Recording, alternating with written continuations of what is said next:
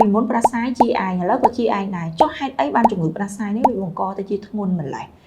សហការផលិតដោយ My Cat Film ផ្ដល់ជូនសេវាកម្មផលិតវីដេអូនិងថតរូបគ្រប់ប្រភេទ DOTOP ជា clinic ដែលប្រមូលផ្ដុំដោយវិជ្ជបណ្ឌិតឯកទេសគ្រប់ផ្នែកដូចជាសម្ភពនិងរោគស្ត្រីមហារីកមាត់ស្បូនមហារីកដោះរោគបុរសតម្រងនោមវះកាត់ចោះវះកាត់ទូទៅចាក់វ៉ាក់សាំងតាមស្តង់ដារជាតិនិងអន្តរជាតិជាមួយនឹងវិជ្ជាបណ្ឌិតដែលមានបទពិសោធន៍ជាច្រើនឆ្នាំនិងបញ្ចប់ការសិក្សាមកពីបរទេសទីតាំងចូលតាមជ្រុងមណ្ឌលសុខភាពស្ទឹងមានជ័យចម្ងាយ20ម៉ែត្រជាប់របងសាលាបឋមសិក្សាស្ទឹងមានជ័យទំនាក់ទំនងតាមរយៈលេខទូរស័ព្ទ085 568 926និង 016 568 926សូមជម្រាបសួរនេះខ្ញុំវិជ្ជបណ្ឌិតលំចាន់មេរតជាវិជ្ជបណ្ឌិតឯកទេសផ្នែកសម្ភពនិងរោគស្ត្រីជាអគ្គនាយិកានៃមន្ទីរសម្រាប់ព្យាបាល DOTOP ដែលមានទីតាំងចូលតាមច្រកមណ្ឌលសុខភាពស្ទឹងមានជ័យជាប់របងសាលាបឋមសិក្សាស្ទឹងមានជ័យដែលជាអតីត clinic ឯកទេសហើយយើងមានសេវាកម្មខាងផ្នែកសម្ភពផ្នែកវិបត្តិអត់កូនឬកូនច្រើនដង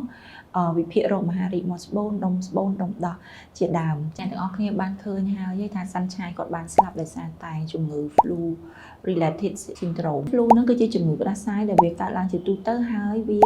អាចជាទៅវិញតែឯងឯងក៏ប៉ុន្តែករណីគាត់បែរជាស្លាប់ទៅវិញអញ្ចឹងយើងងាកមកមើលថាតើ flu របស់យើងហ្នឹងវាមាន data ដូចម្ដេចខ្លះនឹងកើតឡើងចំនួនជំងឺច្រើនអត់ហើយមានអត្រាមរណភាពដូចម្ដេចតាមរយៈអង្គការគេហៅថា Center of Disease Control ឬ CDC.gov គាត់បានធ្វើការសិក្សាមួយនៅចន្លោះពីថ្ងៃទី1អុកធុម្ភ័រ2023រហូតដល់ថ្ងៃទី30អេប្រិល2024គាត់បានរកឃើញថាមានប្រជាជនសហរដ្ឋអាមេរិកទាំងអស់ចំនួន40លាននាក់បានកើតជំងឺគ្រុនផ្ដាសាយឬហៅថា flu ហើយ flu នោះគឺភាសាសាមញ្ញតែវាបង្កឡើងដោយសារ virus ម្យ៉ាងឈ្មោះថា influenza នៅក្នុងចំនួនអ្នកដែលកើតនៅចំនួន40លាននាក់ក្នុងនោះយើងឃើញមានចំនួន47,000នាក់ត្រូវបានដាក់ឲ្យគេងសម្រាកនៅក្នុងពេទ្យនៅក្នុង47,000នាក់ដែលគេងសម្រាកក្នុងពេទ្យនោះមាន28,000នាក់ត្រូវបានស្លាប់ជាមានថាក្នុងមួយរយៈពេលកន្លះឆ្នាំពីថ្ងៃទី1ខែ10 2023រហូតដល់ថ្ងៃទី30ខែ4 2024តែកន្លះឆ្នាំនេះមានមនុស្សចំនួន28,000នាក់បានស្លាប់នេះថា6ខែស្លាប់អស់28,000នាក់អញ្ចឹងយើងត្រឡប់មកវិញកាលពីមុនប្រាសាយជាឯងឥឡូវក៏ជាឯងដែរចុះហេតុអីបានជំងឺប្រាសាយនេះវាបង្កទៅជាធ្ងន់ម្ល៉េះគឺជំងឺប្រាសាយយើងដែលហៅថា influenza ហ្នឹងត្រូវបានបែងចែកមានចេញជា4ប្រភេទ A B C ហើយនិង D ដែលភាគច្រើនកើតនៅលើមនុស្សយើងគឺ influenza A and B ហើយជាទូទៅនៅពេលដែលយើងឈឺផ្ដាសាយគឺយើងមានសញ្ញាដូចគ្នាគ្រុនក្តៅផ្ដាសាយក្អកក្តៅខ្លួនហៀសបោតឹងច្រមុះតែចង្រៃអីវាកើតទៅលើក្រុមមនុស្សគេហៅថា high risk person គឺទៅលើក្រុមមនុស្សដែលពេលដែលគាត់ឈឺគ្រុនផ្ដាសាយហ្នឹងទៅគាត់ងាយនឹងវិវត្តទៅជាឈឺធ្ងន់តែជំងឺគ្រុនផ្ដាសាយដែលឈឺធ្ងន់ហ្នឹងអាចប៉ះពាល់ទៅលើអីខ្លះការដែលមានជំងឺ influenza ហ្នឹងប៉ះពាល់ទៅលើប្រព័ន្ធខួរក្បាលរបស់យើងអាចរហូតដល់ការរលាកខួរក្បាលឬរលាកស្រោមខួរ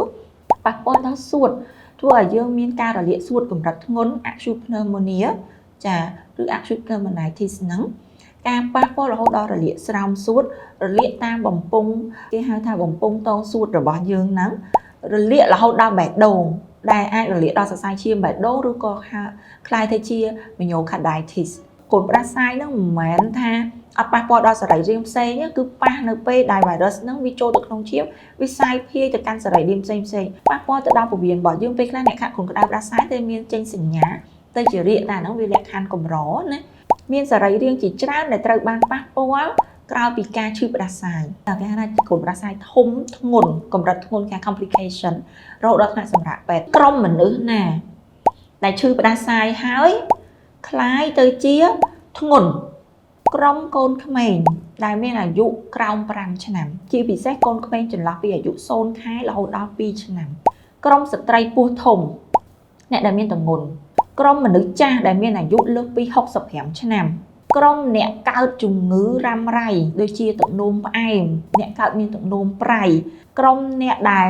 មានបញ្ហាទៅលើ immunodepressor ឬមួយក៏អ្នកដែលមានជំងឺ HIV ប្រចាំកាយឬមួយក៏គាត់មានបញ្ហា ទៅលើសុខភាពខ្លួនប្រាណគាត់ប្រព័ន្ធភាពស៊ាំគាត់ខ្សោយយើងត្រឡប់មកវិញហើយអ្នកខ្លះឈឺគ្រុនផ្ដាសាយជាអ្នកខ្លះឈឺហើយវិវត្តទៅជាធ្ងន់គឺគាត់ស្ថិតនៅក្នុងក្រុម high risk ក្នុងឯងអ្នកណាដែលងាយឆ្លងផ្ដាសាយទៀតគឺពេទ្យហ្នឹងហ្មង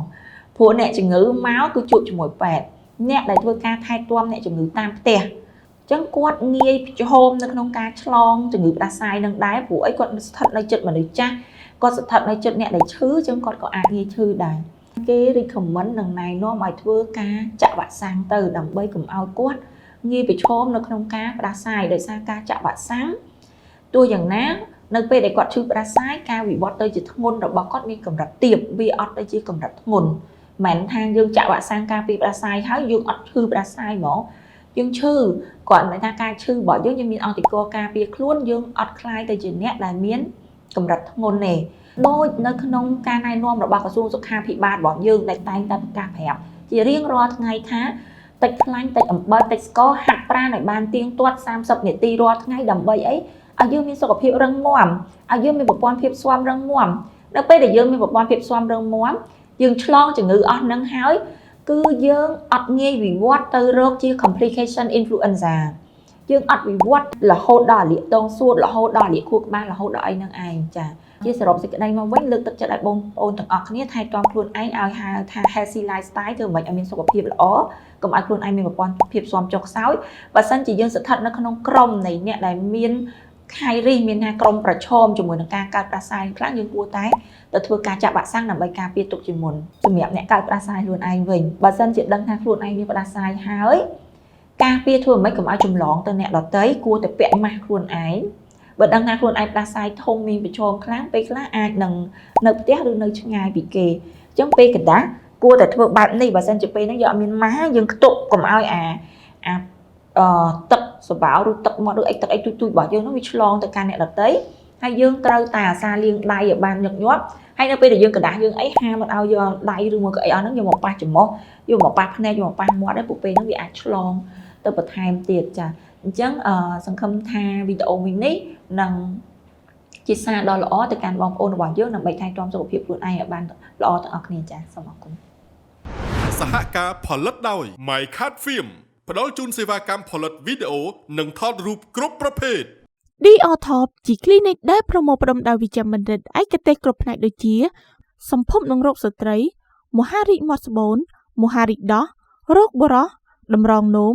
វះកាត់ចោះវះកាត់ទូទៅចាក់វ៉ាក់សាំងតាមស្តង់ដារជាតិនិងអន្តរជាតិជាមួយនឹងវិជ្ជបណ្ឌិតដែលមានបទពិសោធន៍ជាច្រើនឆ្នាំនិងបញ្ចប់ការសិក្សាមកពីបរទេសទីតាំងចូលតាមជ្រុងមណ្ឌលសុខភាពស្ទឹងមានជ័យចម្ងាយ20ម៉ែត្រជាប់របងសាលាបឋមសិក្សាស្ទឹងមានជ័យទំនាក់ទំនងតាមរយៈលេខទូរស័ព្ទ085 568 926និង016